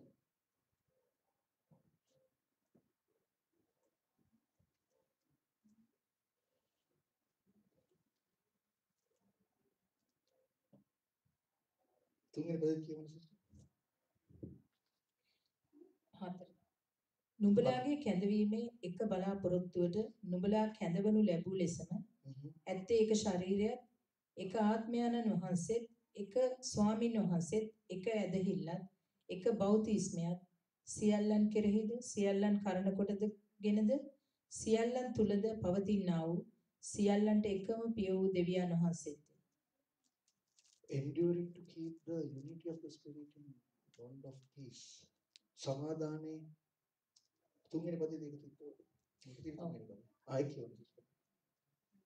එකිනෙකාගෙන ප්‍රේමයෙන් නිවසා සමාදානයේ බැම්මෙන් සමාදානයේ බැම්මෙන් ආත්මයාණන්ගේ එකමුතුකම පවත්වා ගන්නට උත්සාහ කරන මේ ස්වාමින් වහන්සේ නිසා හිරකාරයෙක්ව සිටින මම නුඹලාගෙන් ඉල්ලමි. ආත්මයන්න් වහන්සේගේ එකමුතුකම. මොකද හැමෝම තුල ඉන්නේ එක ආත්මයන්න් වහන්සේ. එක ආත්මයන්න් වහන්සේ නේද? ඒතකොට ඒ ආත්මයන්න් වහන්සේ එක්කෙනාලා එකමුතු වෙන්න ඕනේ නේද? නේද? මම එදත් කිව්වනේ මම පාස්ටර් කවුද දර්ශව හම් වෙලා තිබුණේ නැහැ. පාස්ටර් සුරේන මට හම් වෙලා තිබුණේ නැහැ. නමුත් මම දැක්ක ගමන් කතා කරපු ගමන්ම මට ස්පිරිට් එකෙන් කනෙක්ට් වුණා නේද? ඇයි? ඒගොල්ලෝ තුල තියෙන එකම ආත්මයන්. මා තුල තියෙන එකම ආත්මයන්. අපි හම්බ වෙන්න ඕනේ නැහැ. අපි කනෙක්ට් වෙනවා. නේද? ඒකමුතුකම නිසා. ඒකමුතුකම තියාගන්න. ඔබට හැකි පමණ ශක්තියෙන් ක්‍රියා කරන්න කියලා මේ කියන්නේ. ඒකට හේතුව තමයි මේක. ඒක අදහස් කරන්නේ අපි ඔක්කොම එක චර්ච් එකක් හදා ගන්න ඕනේ කියලා. නෑ. ඒක නෙමෙයි මම කියන්නේ. අපි ආත්මයන් වහන්සේ තුල එකමුතුව එක මිෂන් එකකට ක්‍රියා කරමු අපි ඉන්න තැන් වල ඉඳගෙන. අපේ සේවයන් වෙනස් වෙනවා. මේ දෙක කතා කරනවා ඉස්සරහට. අපේ සේවයන් වෙනස්. අපේ අදහස් වෙනස්. නමුත් ඉන්නේ එකම ආත්මයන් වහන්සේ. ඔගොල්ලෝ හිතනවාද ඉස්සෙල්ලා සභාවේ ප්‍රශ්න තිබුණේ නැහැ කියලා? මම කියන්නේ ප්‍රශ්න තිබුණේ නැහැ. මාක් දාලා ගියා පාවුල. එක තැනකදී කියනවා පවුලතුමා එයා මාව දාලා ගියා මං ආපහු ගන්න නෑ කියලා. බානබසුයි පාවුල් එකට හිටියේ. සේවය පටන් ගත්තේ බානබසුයි පාවුලුයි. පටන් ගන්නකොට ක්‍රියාපොතේ ඉස්සලා තියෙන්නේ බානබස් පෝල්. ටිකක් දුරට තමයි පෝල් බානබස් කියලා හැදුවා. දෙන්න එකට සේවය කරගෙන ගියේ. මොකද උනේ? රණ්ඩු වුණා. මාක් නිසා. රණ්ඩු වලදී පැතර ගියා. අපි දැන් ඉන්නේ අපිට විතර නෑ. අදහස් නොගැලපෙන අවස්ථා එනවා ඒ වෙලාවට වින්දලා යනවා. හැබැයි ඒගොල්ලන් තුල එක ආත්මයන් වාසේ ක්‍රියා කරපු නිසා මොකද උනේ? අපවු එකට වැඩ කරන්න ගන්නවා. තේරුණාද? සේවයන් දෙකක්.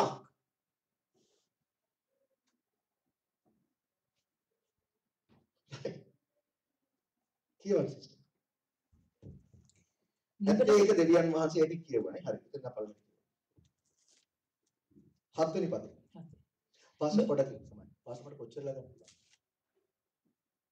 දැන් ඉවර. මට මේක ඉවර තමයි කරන්නත් පුළුවන්. විනාඩි 5ක් විනාඩි 10ක් right okay. නමුත් අපෙන් එක් එක්කෙනාට ක්‍රිස්තුස් වහන්සේගේ දීමනාවේ හැටියට අනුග්‍රහය දෙන ලද්දේ. එහෙයින් උන්වහන්සේ කතා කොට උන්වහන්සේ උස් අස්තැනට නැගුණු කලෙහි වහල්කමට ගත්තවුන් වහල් කොටගෙන ගොස් මිනිසයන්ට තෑගි දුන්සේකයි කියනසේක. චුට්ටක්. වහල්කමට ගත්තවුන් මොකද කරේ? වහල් කොටගෙන ගොස් මිනිසයන්ට තෑගි දුන්සේක. මොකද්ද? මං කියනවා 9 වෙනි පදෙත් කියන සමය 9යි 10යි කියනවා. ඒ ටික කියලා අපි නවත්තමු.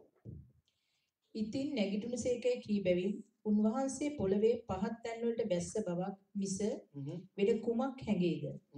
බැස්සා වූ උන්වහන්සේ නම් සියල්ල පූර්ණ කරන පිණිස සියලු ස්වර්ග වලින් ඉහළට නැගුණා වූ තැනන් වහන්සේමය. මොකද මේ කතා කරන්නේ? අර කතාව මොකක්ද? උන්වහන්සේ නැගුණු කල වහල්කමට ගත්තවුන් වහලු කොට. ඒ මොකක්ද? මොකද දැන් කියන්නේ? වහල්කමට ගත්තවුන් වහල් කොට. මම පැහැදිලි කරලා දෙන්න. මිනිස්සුන්ව වහල් කරගෙන හිටියේ කවුද? පාපය නිසා පාපය නැමැති වහල්කම. අර මං කිව්වා නේද ඊජිප්තුවේ වහල්කමට වෙලා හිටියා යුදෙව්. හරිද? දෙවියන් වහන්සේ මෝසස් කියලා ගැලවුම්කාරයෙක්ව ඔවුන්ට යවලා හාස්කම් පෙන්නලා ඒගොල්ලන්ව එළියට ගෙනාවා. දැන් හාස්කම් පෙන්නුවේ කාට පේන්නද? මෝසස් හාස්කම් කළේ කාට පේන්නද? නෑ. නෑ. මෝසස් හාස්කම් කරේ පාරාවටවත් ඊජිප්තුවරුන්ට පෙන්වන්න නෙමෙයි.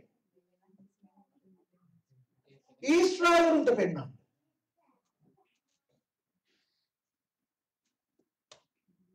ඇයිද? මම කියන්නේ ඇයි? ඊශ්‍රායලු අවුරුදු 400ක් හිටියේ වහල්කම. ඒගොල්ලෝ දෙවියන් වහන්සේ ගැන අහලා තිබුණාට ඒගොල්ලන් ඊට වඩා දැක්කේ ඊජිප්තුවේ හිටපු දෙවිවරු. පාරාව එක දෙවියෙක්. ඉර එක දෙවියෙක්. ගෙම්බෝ එක දෙවියෙක්. හරක් එක දෙවියෙක්. තේරුණාද? නයිල් ගඟ එක දෙවියෙක්. දන්නවද? පාරාව උදේට ඇවිල්ලා උදේ පාන්දර ඉර නගින වෙලාවට නයිල් ගඟ ළඟට ඇවිල්ලා පූජාවක් කරනවා. ඇයි ඒ?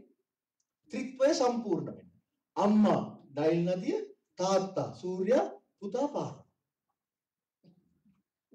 ඔව්. ඒක තමයි ඊජිප්තුවේ ආගම ඉස්සර. රා කියන දෙවියා RH රා කියන්නේ සූර්ය දෙවියා. රාගේ ඇස කියලා නේද ඇහැති? දැන් මෝසස් කරේ මොකක්ද? හාස්කම් කරලා පාර දුන්නේ දෙවිවරු 10 දෙනෙකුට ඊජිප්තුවේ. අන්තිමට තමයි එන්න ඉන්න පාරාව මැරුණේ. කුළුදුලන් මැරුණා. ඒක කරේ ඊශ්‍රායලුන්ට පෙන්වන්න. ඊශ්‍රායලුන්ට පෙන්නවා මේ ඔක්කොටම වඩා ආබ්‍රහම් ඊසක් යාකොබ්ගේ දෙවියන් වහන්සේ බලවත් කියලා. ඒ නිසා හාස්කම් පෙන්වලා තමයි ඒගොල්ලෝ ගෙනා. අපි ආවේ කොහොමද? හාස්කම් දැකලා. ඒක අපිට හාස්කම වුණා නැත්නම් වෙන කෙනෙකුට හාස්කම අපි දැක්කා. අපි දැකලා මොකද වුනේ? වහල්කමෙන් අපි එළියට ආවා. මොකෙන්ද අපි වහලලා ඉන්නේ? පාපේට. කවුද අපි වල්ලන් හිටියේ වහල්කම? යක්ෂයා. යේසුස් වහන්සේ මොකක්ද කරේ? උන්වහන්සේ උස්තන්ට නැග්ග කල මේක කියන්නේ ඒකනේ. උන්වහන්සේ කුරුසපත් වෙලාන්නේ උස්තනට ගියනේ. ඒතර උස්තනට නැග්ග කල වහල්කමට ගත්ත අයව උන්වහන්සේ වහල් කරගත්තා. ඒ කියන්නේ මොකක්ද? යේසුස් වහන්සේ යක්ෂයව වහල් කරගත්තා. මිනිස්සුන්ව වහල්කමට අල්ලන් හිටපු යක්ෂයව යේසුස් වහන්සේ වහල් කරගත්තා. ඇයි එතකම් ඌ හිටිය ඌට ඕන දේ කරන්නේ. ජෝබ් පොතේ අපි කියවනේ මතකද? දෙවියන් වහන්සේ අහන ඔබ කොහෙද හිටියේ? මම පොළවේ කොහොම වෙවිදී මම පොඩි වොක් එකක් දාගෙන ගියා පොළවේ. ඒකයි යකා කිව්වේ. ඒකට ඌට ඕන තැනක යන්න පුළුවන්කම තිබුණා. හරිද? යේසුස් වහන්සේ මොකද කරේ? උන්වහන්සේ නැග්ගහම යක්ෂයව වහලෙක් කරගත්තා. ඒ කියන්නේ වහල්කමට අරන් හිටපු කෙනාව වහලෙක් කරගත්තා. වහලෙක් කරගෙන මොකද කරේ? gave gifts to men කියලා. මිනිසුන්ට මොනවද දුන්නේ? දීමන, තෑගි.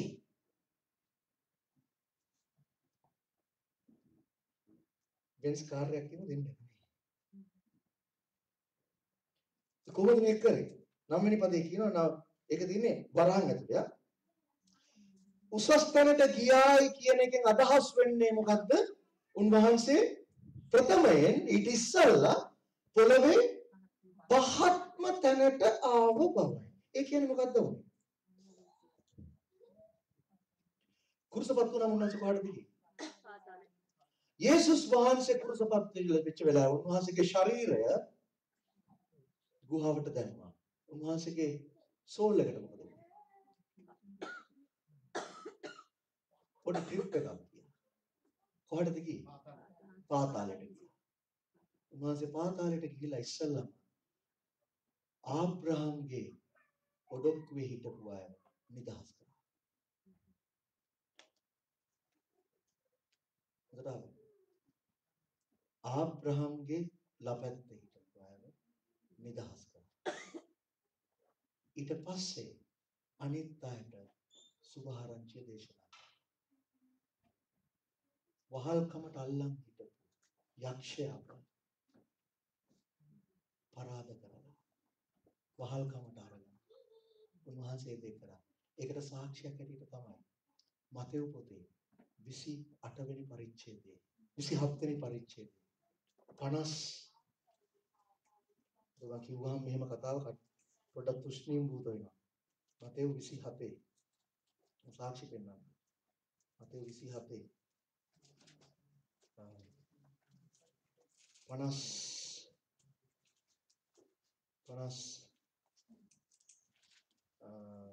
දෙක 53 කියවන්න. නෑ 51 ඉඳලා කියවන්න. බලව දේවමාලිගාවේ තිරය ඉහළ පටන් පහළට දෙකඩව ඉරුණේය. ඉරුණා. ඒ වෙලාවේ යේසුස් වහන්සේගේ හුස්ම ටික ගිය වෙලාව. හරිද? පොළව කම්පා වූවාය. හ්ම්. පර්වත පැලුණේය. පර්වත පැලුණා. දැන් මොන වෙලාවද මේක උනේ? ඒ වෙලාවේ යේසුස් වහන්සේගේ හුස්ම ටික ගිය වෙලාවේ තිරේ ඉරුණා, පොළව හෙල්ලුණා, පර්වත විවෘත වුණා. ඊට පස්සේ සොහොන් ගෙවල්ද ඇරුණේය. සෝහන් ගෙවල් ඇරුණා. හරිද? හොඳට අහගන්න. හොඳට කියවන්න. හොඳට අහගන්න. සැතපී උන්නා වූ නොයෙක් ශුද්ධවරයන්ගේ ශරීර නැගිටවන ලදුව ඔව්හු උන්වහන්සේ නැගිටුණු පසු උන්වහන්සේ නැගිටුණු පසු ඒ කියන්නේ යේසුස් වහන්සේ නැගිට්ටට පස්සේ තමයි ඒගොල්ලෝ නැගිටින්නේ. හරිද?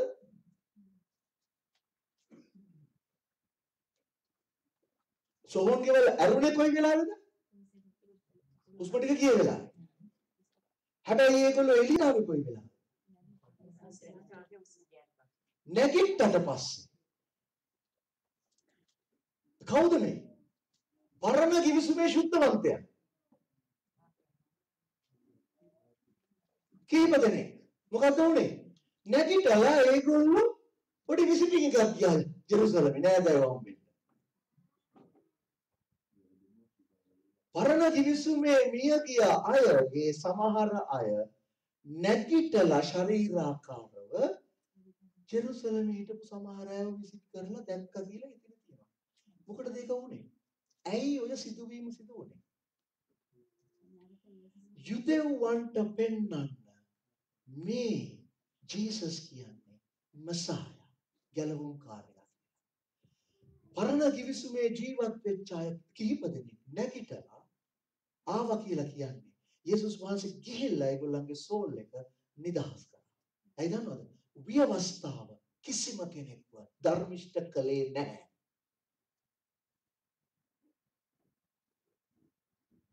හැබැයි ඒගොල්ලෝ හිටිය අබ්‍රහම්. හැබැයි හිටිය විවස්ථාව. යේසුස් වහන්සේගේ පූජාව කළාට පස්සේ තමයි ඒගොල්ලන්ට පුළුවන් වුණේ දෙවියන් වහන්සේගේ අභිමුඛයට යන්න.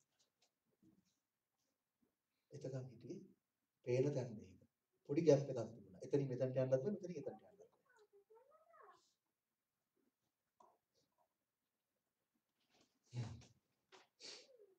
යේසුස් වහන්සේ කරේ මොකද්ද? ඒ පාතාලයට ගිහිල්ලා ඒ අයව නිදහස් කරලා අනිත් අයට සුභාරංචිය කියලා. උන්වහන්සේ තෑගි දුන්නා කියලා කියනවා මිනිස්සුන්ට. මිනිස්සු කිව්වේ කවුද? මෙතන සභාවට. දීනා. මේවා තෑගි. මම ඒ ගැන කතා කරන්න ඊළඟ පාඩම්. ඒක ලොකු විස්තර කරන්න තියෙනවා. හොඳයි. ඔයගලන්ට පොඩි ප්‍රශ්න අර්ථ මූණ ටිකක් තියෙනවා. විනාඩි 5ක් මම දෙන්නම් ප්‍රශ්න අහන්න. විනාඩි 5ක් දෙන්නම ප්‍රශ්න. මම දැන් කියපු කතාව තියෙන තැන් ඔන්න මම කියන්නම්. යසායා පොතේ 14 තියෙනවා හිරගෙදර ගැන. පේතෘස් කතා කරනවා හිරගෙදර ඉන්න අයට සුභාරංචි කියනවා. ඒක පේතෘස් 4 නැත්නම්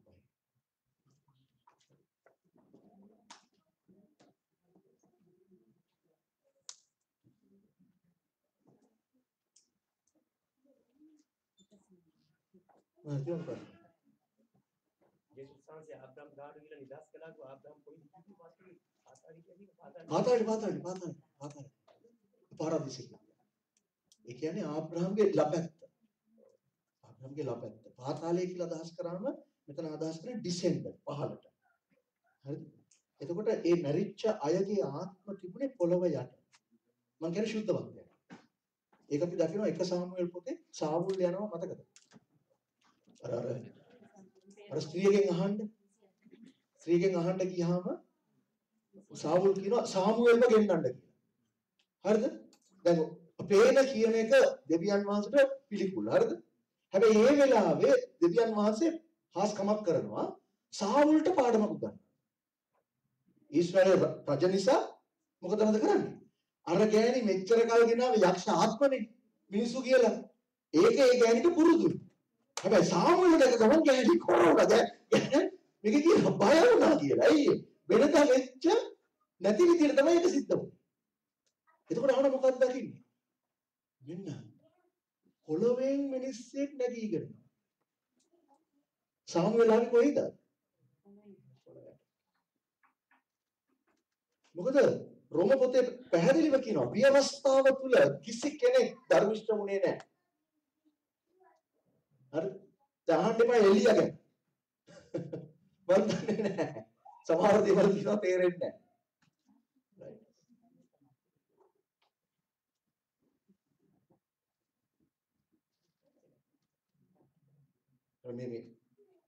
මේ එපිස පොතේ කියන්නේ උන්වහන්සේ කියා පහක්. උන්වහන්සේ කියා පහක්. වහල් කරන අයව වහල්ලු කරගත්තා. යක්ෂව වහලෙක් කරගත්තා. මිනිසුන්ට තෑගි දුන්නා. ඒ කියන්නේ පාත පේනකාරීට පුළුවන් වුණා සාමුවෙල් නැගිටලා නෙමෙයි. පේනකාරයට පුළුවන් වුණේ නැහැ. පේනකාරයා කරන්න එක පුරුදු විදිහට යක්ෂාත්ම තමයි සාමාන්‍යයෙන් ගෙන්නන්නේ. හැබැයි ඒ වෙලාවේ දෙවියන් වහන්සේ සාවුල්ට පාඩම උගන්වන්න ඇත්ත කෙනාව බැලුවා. දෙවියන් වහන්සේ ඒකට පේනකාරිය කලබල වුණා ඒ වෙලාවේ. අසාමාන්‍ය. එයා කලබල වුණා නැත්නම් එයාට පුරුදු දෙනවා නම් කලබලෙන්න දෙයක් නැහැ. මොකද එයාට ඉස්සෙල්ලා කියනවනේ සාමුවෙල්ව ගෙන්නන්න කියලා. එයා දන්නවා සාමුවෙල් තමයි එන්න යන්නේ කියලා. එයා හිතුවා අර වෙනද පුරුදු දිනේ කියලා. මේ ආයේ පුරුදු දිනේ නෙමෙයි. මේ ආයේ ගැටි බල ගෑ ගැවුවා. ගැටි බල ගෑ ගැවුවා. ඒක දෙවියන් වහන්සේ ඒ වෙලාවේ කරපු දෙයක් සාවුල්ට පාඩමක් ගන්නවා. සාවුල්ට කියන්නේ ඔබ කරන්න වැරදි වැඩ ඔබගේ කාලේ ඉවරයි කියන එක සාවුල්ට ස්ථිර කරන්න තමයි දෙවන සීදේ කරේ. වෙන්න ඉඩ නැත්තම් පේනකාරයට කොහෙද බලයක් නැහැ සාවුල් සාමුවෙල් ගෙන්නන්න. ඒ වෙලාව වෙන්න ඉඩ හරියයි.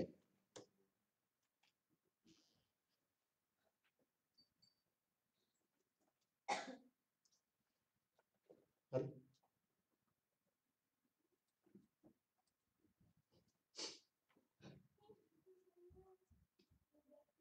දැන් ඒක ගැන නෙමෙයි. තව ඉස්සෙල්ලා මම කියපු දේවල් ගැන ප්‍රශ්න තියෙනවා. මම එතන නැවතුනේ හේතුව ඊළඟ පදිනම් තීර ටික හරි වටිනා නිසා මට ඊළඟ සුමානේ කරන්න පුළුවන්.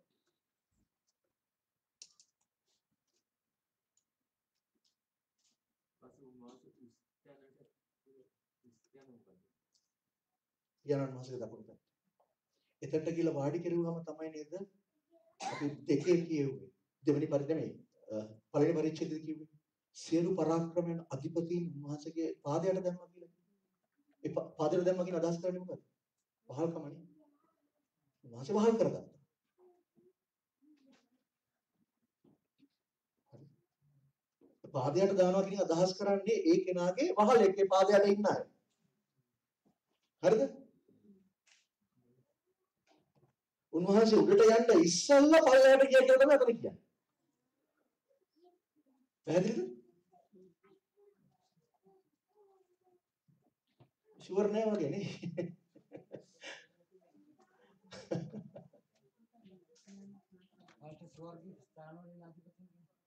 යක්ෂ ආත්ම. මම ගැන විස්තර කරන්න තව ඉස්සරහට ඊළඟ පරිච්ඡේදය.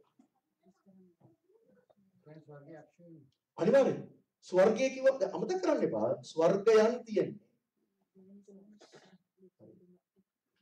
යෝබ් පොතේ එකේ අපි දකිනවා යෝබ් පොතේ එකේ 6 ලූසිෆර් යනවා දෙවියන් වහන්සේගේ අභිමුඛයට සිංහාසනේ ගාවට. හරිද? පැහැදිලි නේද? ලූසිෆර් යනවා සිංහාසනේ ගාවට. ඒක තියෙනවනේ බයිබලේ. මේකේ තියෙනවා ස්වර්ගික ස්ථානවල ඉන්න අධිපති. අපේ සටන වනාහි මාංශය සහ රුධිරය සමග නොවේ. මොකක් එක්කද? ස්වර්ගික ස්ථානවල ඉන්න අර ආත්මත්. ඒතර ඒ කියන්නේ මිනිස්සු වෙන්න බෑ, ඒන්ජල්ස් වෙන්නත් බෑ. එන යක්ෂාත්ම වෙන්න ඕනේ.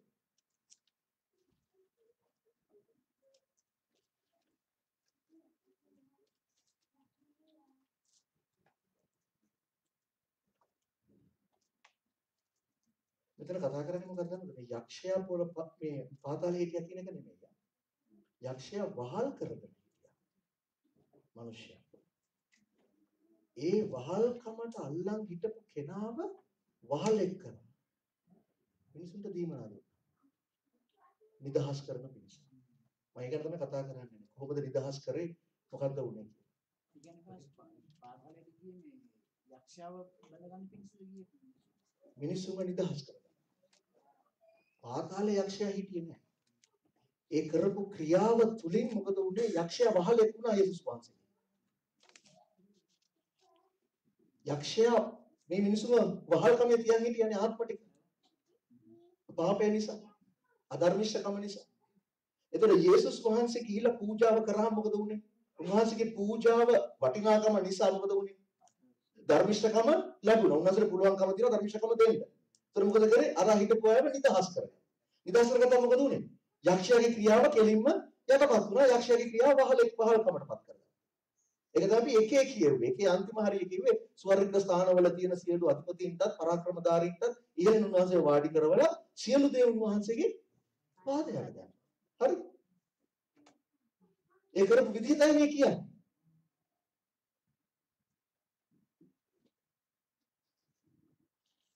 හරිද?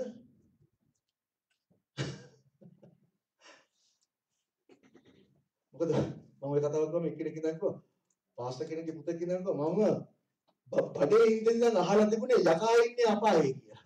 ඔයා තමයි කියන්නේ යකා ඉන්නේ ස්වර්ගික ස්ථානවල කියලා. මොකද මන්නේ මේ කියන්නේ බයිබලෙදී. යකා අපායේ ඉන්න කන්සෙප්ට් එක තියෙන කාගාවද දන්නවද? බෞද්ධ හින්දු අය ගාව. අපාය කන්සෙප්ට් එක ඒක වෙනස්. සමහර අය කියන්නේ ඊතල වලින් අනිනවා දැක්කා මිනිසුන්ට බොරු කතා. අපාය එහෙම දෙයක් වෙන්නේ නැහැ. යක්කු මිනිසුන්ට ඊතල වලින් අනින්නේ නැහැ. ඒක බෞද්ධයික කන්සෙප්ට් එක. බයිබලයේ එහෙම කතාවක් නැහැ. අපාය හැදුවේ ගිනිවිල හැදුවේ යක්ෂයා. අපායේදී යක්ෂයාත් පිච්චෙනවා. ඌට ඇනෑන ඉන්න වෙලාවක් හම්බෙන්නේ නැහැ. සමහර අය හිතනවා අපායේ ඉන්චාර්ජ් යකා කියලා. මම ඌව ෂේප් කරගත්තා නම් හරි කියලා කියනවා. පගාවක් දීලා. ඒව හරියන්නේ නැහැ. යකත් පිච්චෙනවා. අපායේ. ඕකේ. වෙලාව ගත්තට යන්නේ සමාවෙන්න. පරක් වෙලා.